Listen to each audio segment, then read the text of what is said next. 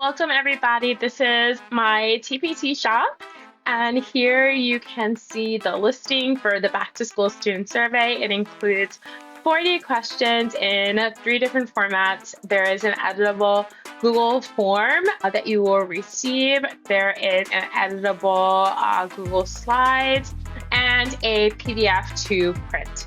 There are a ton of questions on here that vary from what is your name all the way to what are components of your culture that you like. It's not worded that way. It's worded in really kid-friendly language. I love this because I feel like it really elicits fun, thoughtful answers from the students.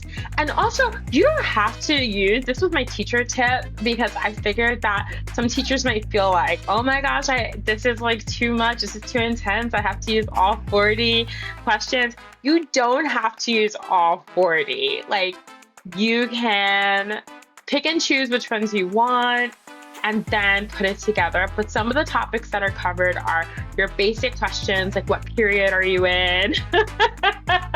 Right? Like what class are you in? I don't even know. I just met you.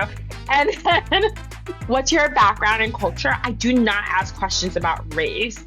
I just think that's inappropriate. But I do ask questions like, what excites you about your culture?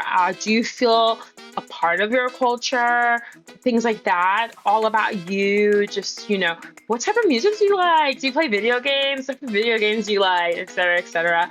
Society. So in my class, for example, I incorporate a lot of real world examples, like the environment and things like that. And so this year, I'm adding a question to ask students what topics are important to them, what social issue topics are important to them.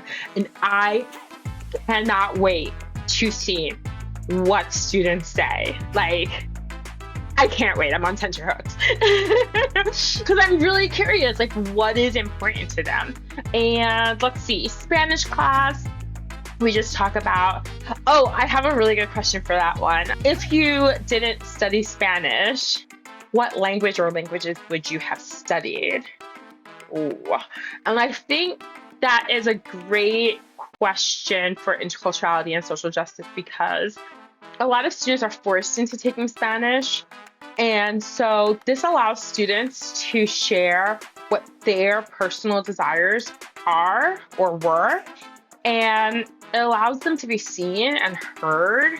And it also allows me to know what are some elements that might spark their curiosity and might motivate them in class. Curious about Japanese culture. Let's see where some intersections are with Spanish or Hispanic culture. Like, come on, let's go. I'm ready. I'm game. So, I love that. And then technology is just basic. Like, how do you like to take notes and stuff like that? And then questions for me. So I really like this resource. I actually have to change this file because you need to get a forced copy link of this file. But let's see, what does it basically look like? This Google Slides, you would think that you would have gotten a Google Doc, but I wanted to put like a pretty background for you. And I haven't quite figured out how to do that on Google Doc. I probably need to watch a YouTube video on how to do that. And so I know how to do that in Google Slides, but you can edit it all. Okay, so, and then if you edit it and then you're like, oh man, this PDF, oops, not that PDF. That PDF is access to free lessons, free Spanish lessons if you want them. This PDF, if you're like, oh no, this PDF isn't relevant to me anymore, let me show you a trick.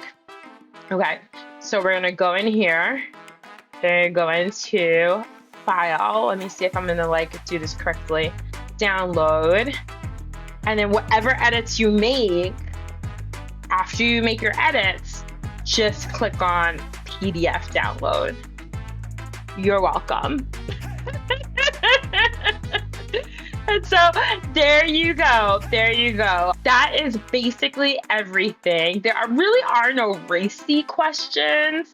I do have a question about gender identity, but I don't feel like that's a question that's like racy. Like, is gender identity an important topic to you and or your generation? You can explain below. I thought it was interesting that social causes didn't include that. They included hate crimes according to the encyclopedia, but didn't include like gender issues or anything like that.